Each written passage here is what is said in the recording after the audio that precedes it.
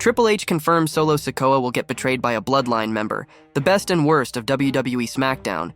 Jade Cargill looks lost in the ring. Backstage updates from the Judgment Day's Implosion. Triple H reveals WWE's Bash in Berlin poster. A WWE champion calls the WWE stupid. The Rock is returning sooner than expected. The WWE allows a major Bloodline botch on SmackDown. Roman Reigns sends a warning to Solo Sikoa after destroying the Bloodline. Let's dive right in. The best and worst of WWE SmackDown. The WWE SmackDown after SummerSlam felt important, if only for one specific reason. Roman Reigns is back now, instantly making the blue brand much bigger. However, the original Tribal Chief's return was far from the only notable thing on the show. The rest of it was a mixed bag, with some good moments and some questionable ones. So let's get into tonight's episode of WWE SmackDown and break it down. Here are the biggest positives and negatives from the show. Number 1. Best. KO gets awkward on WWE SmackDown. WWE SmackDown began with Cody Rhodes offering a title shot to Kevin Owens at Bash in Berlin. He refused it, citing his poor win-loss record this year, but the American Nightmare wouldn't take no for an answer. Owens looked somewhat offended that Rhodes was giving him a handout. While things got awkward, it makes sense for KO to initially turn the offer down. He is an honorable babyface who has lost most of his big matches recently. Despite that, Nick Aldis made the match official after threatening to give Roman Reigns a title match at Bash in Berlin. This seems to be the first step to Kevin Owens becoming the prize fighter once again. His potential heel turn will be fantastic, a much-needed boost for a former world champion who has to regain his edge. Number 2. Worst. No Jacob Fatu. While it seemed inevitable since SummerSlam, Jacob Fatu's injury seems to be legitimate. It has caused him to miss some time, although it still isn't clear how long the enforcer will be out for. WWE SmackDown tonight provided a concerning sign that Fatu won't be around for a while. Cody Rhodes brought up his injury, blaming Solo Sikoa for it. Jacob Fatu's absence was also telling, in that Tonga Loa seems to be one half of the WWE Tag Team Champions now. It may not have been the company's plan, but the Freebird rule is now in effect for them. Considering Loa's recent in-ring form, this isn't a great sign for the Bloodline's tag team title reign. We can only hope that Jacob Fatu recovers quickly and is back on WWE SmackDown soon. Number 3. Best. The Big Three reunites on WWE SmackDown. It would have made more sense to see some struggle, but the reunion was inevitable. Ever since Blair Davenport aligned herself with Alba Fire and Isla Dawn, the clock was ticking on Naomi helping out her two friends. Jade Cargill and Bianca Belair needed backup against the unholy union, and they have it. The Big Three has officially reunited following Cargill's short win over Fire on WWE SmackDown. This feud could help Naomi remain at a high level, as she continues to share the ring with the former women's tag team champions. However, it will be interesting to see how Belair and Jade Cargill end up splitting. Number 4. Worst. Momentum lost. While the match between Andrade and Santos Escobar on WWE SmackDown was excellent, it seems like the wrong person won. El Idolo had momentum on his side, having beaten Carmelo Hayes twice. He should have earned the first shot at LA Knight's United States Championship, leveling up in the process. Instead, Andrade is back to feuding with Hayes. It can only go downhill from this point. WWE steered away from 50-50 booking in this rivalry, only to walk right back into it. Hopefully, he can get back to this spot and challenge Knight for the US title soon. For now, the megastar will have to fend off Escobar and Legado del Fantasma. Them getting some spotlight on WWE SmackDown is a positive, but it has come at the cost of Andrade's push. Number 5. Best. Wreck everyone and leave. Roman Reigns' return to WWE SmackDown was a hit. While many expected him to talk straight away, we could be getting a slower story than anticipated. That might be a good thing, as the original Tribal Chief can flesh out his actions without giving everything away. Tonight, Reigns beat up Tama Tonga and Tonga Loa. He and Solo Sikoa brawled too, with the Big Use getting the upper hand. However, Solo escaped with the Ula Fala and challenged Roman Reigns to take it from him. It looks like he will take up the offer, following a complete beatdown of the WWE Tag Team Champions. This segment did a great job of showcasing Reigns' fire as a babyface. He hit multiple great spears on the Tongans, as the crowd went nuts for him. But following that ending to WWE SmackDown, it must be followed up with an equally compelling angle next week. Expectations are high. We shall see if they are met.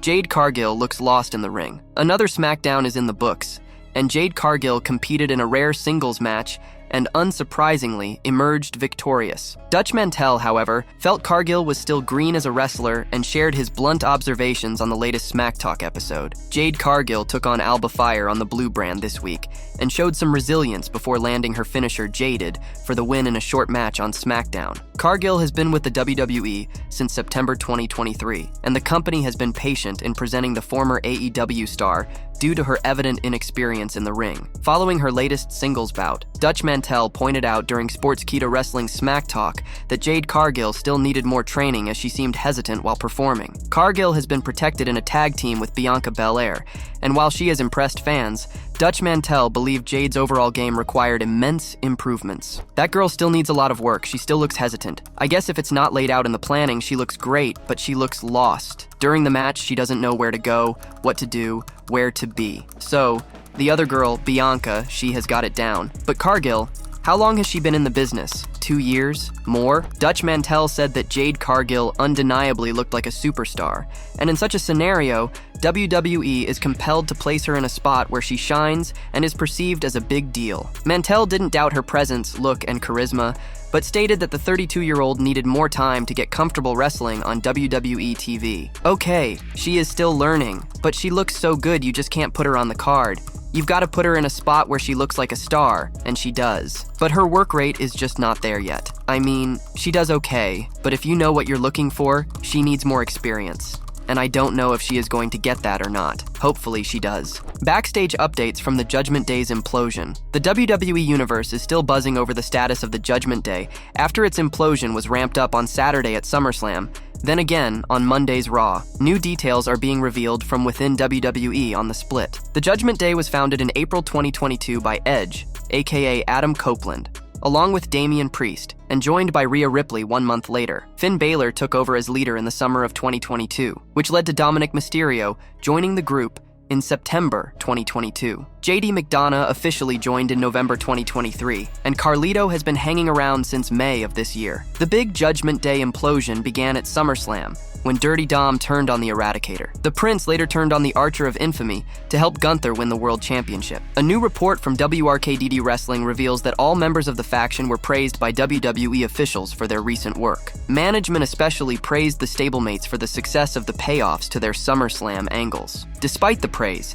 it was noted that Judgment Day members were seen as sentimental and emotional while preparing backstage for their splintering this past week. The new Judgment Day features Balor leading McDonough, Carlito, Dominic, and Liv Morgan. Ripley and Priest united as the Terror Twins on Monday's Loaded Raw. The Judgment Day has officially split off into 2 factions. The WWE Universe is calling on officials to book a big mixed tag team match with Dominic Mysterio and Liv Morgan versus Damian Priest and Rhea Ripley. Priest and Ripley versus Mysterio and Morgan are expected for the inaugural Bash in Berlin PLE on Saturday, August 31st. The speculation is that this could lead to a Hell in a Cell match at Bad Blood on Saturday, October 5th. The last standard tag team bout with Priest and Ripley came on December 30th, 2022. Carl Anderson and Mia Yim defeated them at a non-televised live event. Their last standard 2-on-2 televised tag bout came on May 23rd, 2022, as they beat Morgan and AJ Styles on Raw.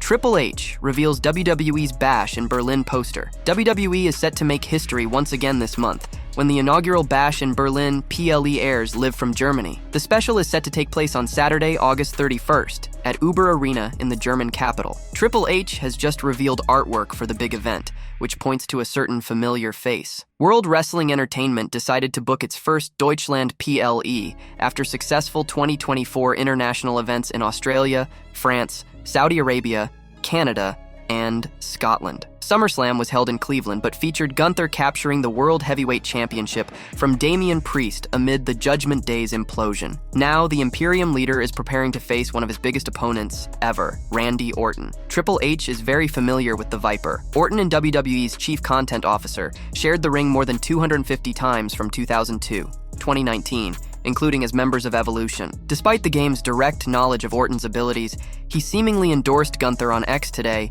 in revealing the Bash in Berlin promotional poster. Prestige personified. 3 weeks from tomorrow, World Heavyweight Champion Gunther Warnaut leads the way to Germany for its first major WWE Premium Live event, Triple H wrote with the graphic. Adam Pearce later announced a new stipulation for Orton versus Gunther at Bash in Berlin. Orton will officially join Raw if he wins the championship, while Gunther would be sent to SmackDown. As of this writing, Gunther is on the red brand, while Orton is a member of the blue brand. Roman Reigns is expected to return to the ring at the upcoming Bash in Berlin PLE. Reigns returned at SummerSlam to take out Solo Sikoa in his first appearance since WrestleMania XL. The original Tribal Chief is now set to wrestle his younger cousin. The first ever Reigns versus Sikoa singles match is rumored to happen soon, while the two Bloodline factions are going at it. The next PLE after Bash in Berlin is the return of Bad Blood, scheduled for Saturday, October 5th, in Atlanta, GA. The speculation is that the Bloodline will lock up in hell in a cell action that night. A WWE champion calls the WWE stupid. A current WWE champion recently took to social media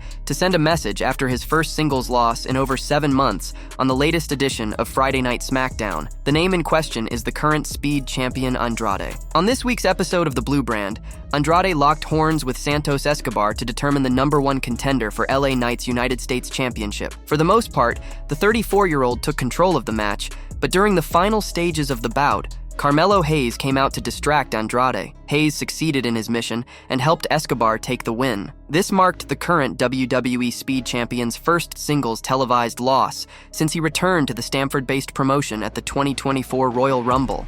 Following the show, Andrade took to X, formerly Twitter, to send a message and highlighted that it was his first singles loss in 7 months. The 34-year-old also sent a warning to Carmelo Hayes and wrote, "First loss in a singles match after 7 months in WWE. You ruined it, Carmelo Hayes. Nino, stupid decision," he wrote. After participating in the 2024 Men's Money in the Bank ladder match, Andrade and Carmelo Hayes have been in a heated feud. The duo have already locked horns on 2 occasions on Friday Night SmackDown, with the current Speed champion emerging victorious in both bouts. During an edition of Sportskeeda Wrestling's Smack Talk, former WWE manager Dutch Mantell gave his thoughts on the duo's performance inside the squared circle during the July 19, 2024 edition of the Blue Brand. Mantell said that Andrade and Carmelo Hayes had great chemistry inside the ring and mentioned that they put on an incredible performance. They, Andrade and Carmelo Hayes, had great chemistry and good timing. They didn't rush it. They told a story,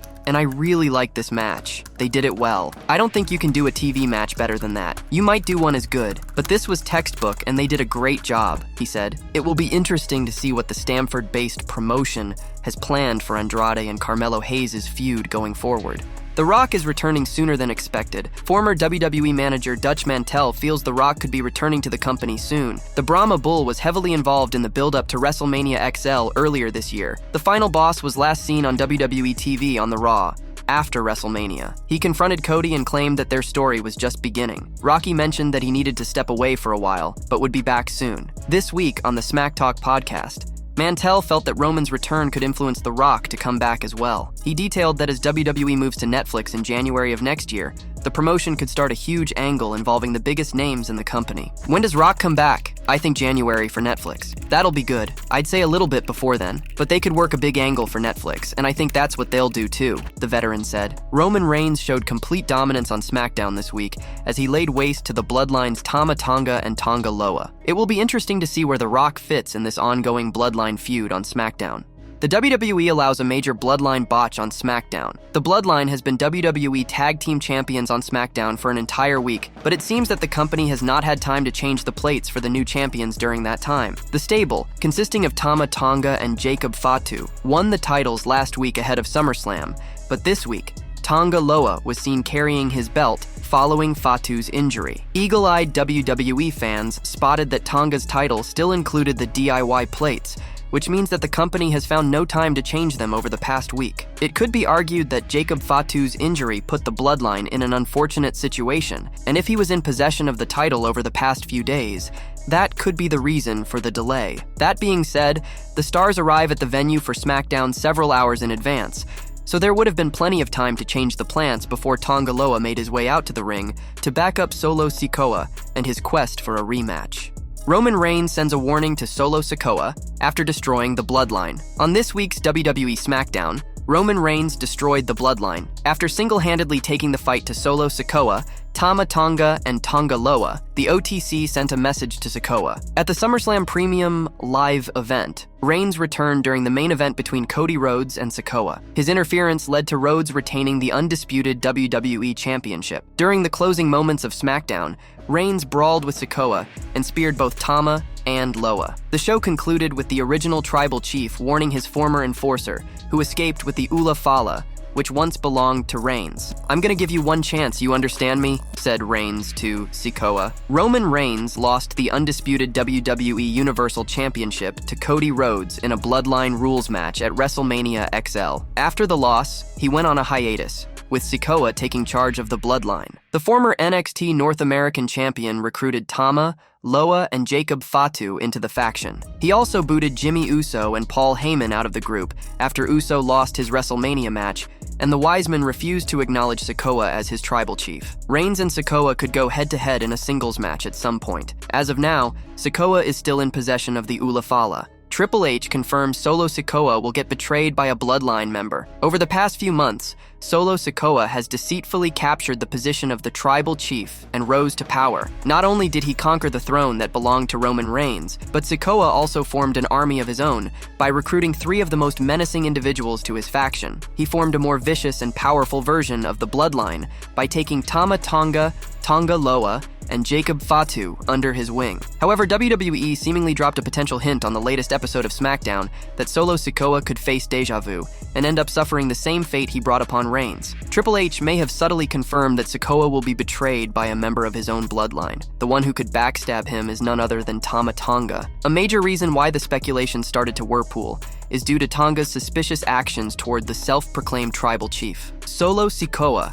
had to flee from Roman Reigns on the latest episode of SmackDown as the latter unleashed a merciless attack on him and the Bloodline. But in the chaos that unfolded, the Ula Fala fell off his neck and was lying right in the ring. Tama Tonga picked it up and gave its custody to the self-proclaimed tribal chief. However, in the process, Tama might have furtively given away his hidden ambition. While handing it to Sikoa, the 41-year-old star kept staring at the venerated necklace, his eyes fixated on it, as if he were enchanted by the Ula Fala and the power it holds. It looked like the MFT had gotten a glimpse of what it feels like to be the tribal chief, as his expressions conveyed a deep longing to sit on the throne Solo is currently on. Tama Tonga seemed reluctant to let the coveted necklace slip from his hands, his fingers hesitating, as if struck between duty and desire. The Butcher of the Bloodline gazed at it until the very end. This seems to be a major indication that he could soon turn his back on Solo Sikoa due to his hunger to rise to power and sit on the throne of the tribal chief. History repeated itself in a poignant moment on SmackDown, as a familiar scene played out within the Bloodline last year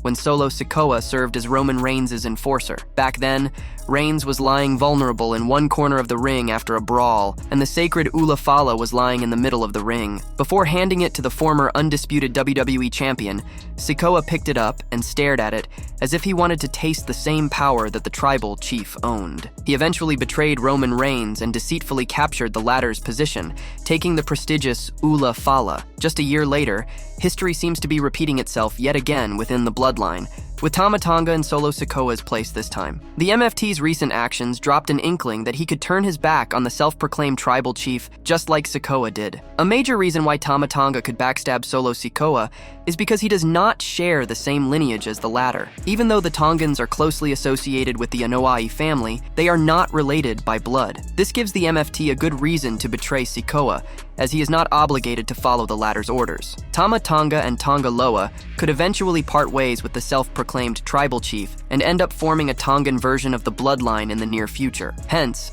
Tama Tonga's recent actions on SmackDown, combined with the underlying factors, strongly suggest that he could eventually turn his back on Solo Sikoa. It could only be a matter of time before history repeats itself.